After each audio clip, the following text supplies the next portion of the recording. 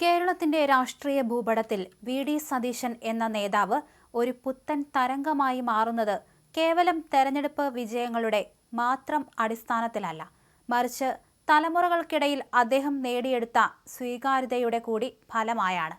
പ്രത്യേകിച്ച് ഡിജിറ്റൽ യുഗത്തിന്റെ വക്താക്കളായ ജെൻസി തലമുറയുടെ ഇടയിൽ സതീശൻ ഒരു സ്റ്റാറായി മാറിയിരിക്കുന്നു.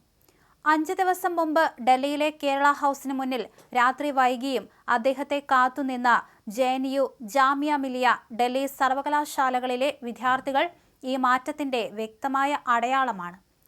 പരമ്പരാഗത രാഷ്ട്രീയ രീതികളിൽ നിന്ന് വ്യത്യസ്തമായി കൃത്യമായ നിലപാടുകളും വ്യക്തമായ കാഴ്ചപ്പാടുകളുമാണ് സതീശനെ ഈ തലമുറയ്ക്ക് പ്രിയങ്കരനാക്കുന്നത്. സ്മാർട്ട് ഫോണും സോഷ്യൽ മീഡിയയും തലച്ചോറിന്റെ വിപുലീകരണമായി കാണുന്ന വിവരങ്ങൾ വിരൽത്തുമ്പിൽ ലഭ്യമായ ഒരു തലമുറയെ വൈകാരിക പ്രസംഗങ്ങൾ കൊണ്ട് മാത്രം തൃപ്തിപ്പെടുത്താൻ സാധിക്കില്ല. അവർക്ക് വേണ്ടത് കൃത്യതയാർന്ന വിശകലനങ്ങളും വസ്തുതകളിൽ അധിഷ്ഠിതമായ രാഷ്ട്രീയവുമാണ്.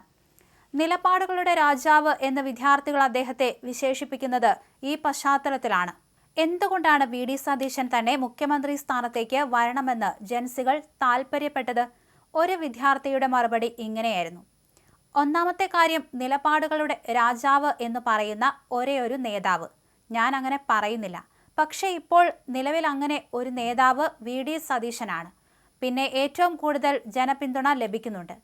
തദ്ദേശ സ്വയംഭരണ തെരഞ്ഞെടുപ്പ് തൊട്ട് ഓരോ തവണയും നമുക്ക് നേതൃത്വം തന്ന് പ്രചോദിപ്പിച്ച് മുന്നോട്ട് കൊണ്ടുപോയ ഒരു നേതാവാണ്.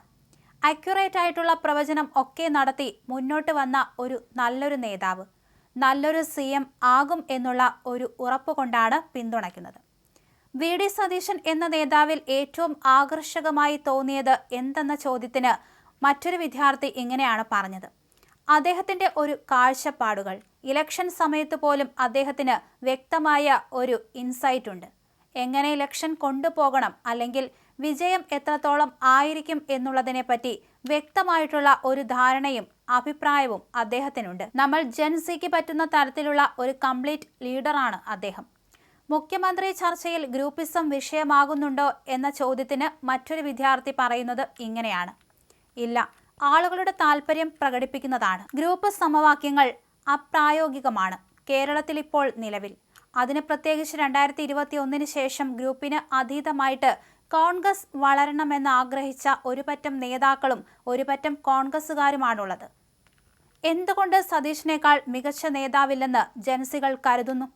അതിന് കാരണം, കഴിഞ്ഞ 5 വർഷമായിട്ട് ഏറ്റവും താഴെ കിടന്നിരുന്ന പാർട്ടിയെ 102 സീറ്റിലേക്ക് നയിച്ചത് വി.ഡി. സതീശൻ സാറാണ്. അതുകൊണ്ട് ഏറ്റവും മുഖ്യമന്ത്രി പദത്തിന് യോഗ്യനായത് വി.ഡി. സതീശൻ സാർ തന്നെയാണെന്ന് ഞാൻ വിശ്വസിക്കുന്നു, ഒരു കുട്ടി പറഞ്ഞു. എന്തായാലും വി.ഡി. സതീശൻ നിലപാടുകളിൽ ഉറച്ചു നിൽക്കുന്ന നേതാവ് എന്നതാണ് അദ്ദേഹത്തോട് ജൻസികളെ ഏറ്റവും അധികം അടുപ്പിക്കുന്ന ഒരു പ്രധാന ഘടകം.